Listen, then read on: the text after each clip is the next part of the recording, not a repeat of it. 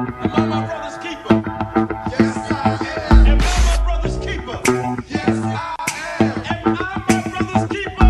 Yes, I am. To this day. Nino Brown Boxing, I'm back in a building. Shout out to the LDBC, and don't forget to hit that like button and subscribe. Man, I stayed up late to watch this card with the main event of Erickson Lubin versus Terrell Gausha. Now, the overall card was definitely entertaining. The first bout with Jerron Ennis, the second bout with the guy with King Tug, and then we had a DMV guy on there. Now, when it comes to the main event, and when I tell you this fight has started extremely slow, that shit is a fucking understatement. I would definitely say it was somewhat of a snooze fest until things started picking up closer to the later rounds.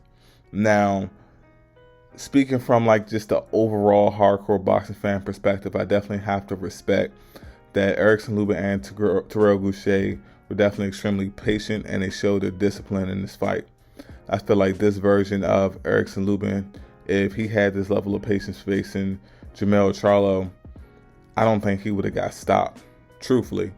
Now, in this fight, things started to pick up around the 8th round, and they started to actually exchange punches. But in the 10th round, Erickson Lubin got hurt, and Terrell Gausha, he jumped on him, but he clearly couldn't close the deal. Time expired in the 10th round, and Erickson Lubin survived, pushing it all the way to things heated up more in the 11th round, and all the way up to that point, Erickson Lubin won every single round, 1 through 9, and it would look like it was a complete shutout until Erickson Lubin got hurt.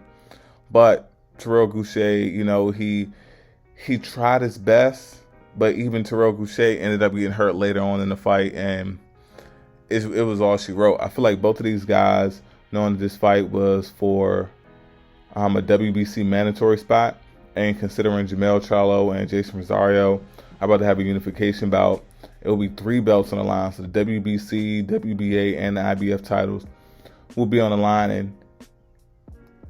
And Erickson Lubin, that's his mandatory spot. So hats off to Erickson Lubin. Definitely congratulations to him.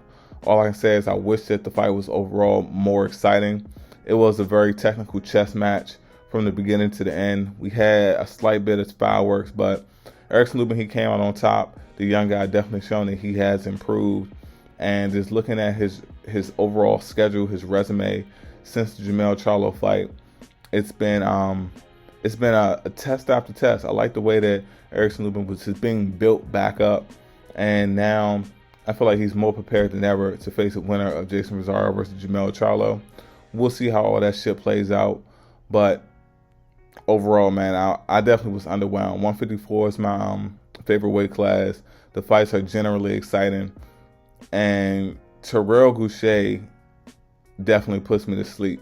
I mean, when he caught Erickson Lubin and he got him hurt, yes, he jumped on him and he showed a lot of aggression then.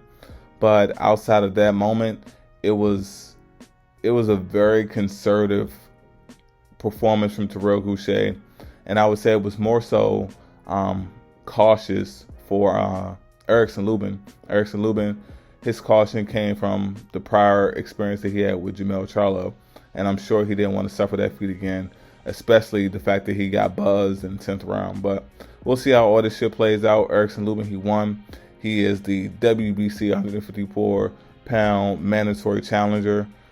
Since that fight's unification bout, shit about to get heated up, man. 154 delivering once again meaningful fights, and we'll see how everything plays out. It's Nino Brown Boxing. Shout out to the LDBC, and I'm out.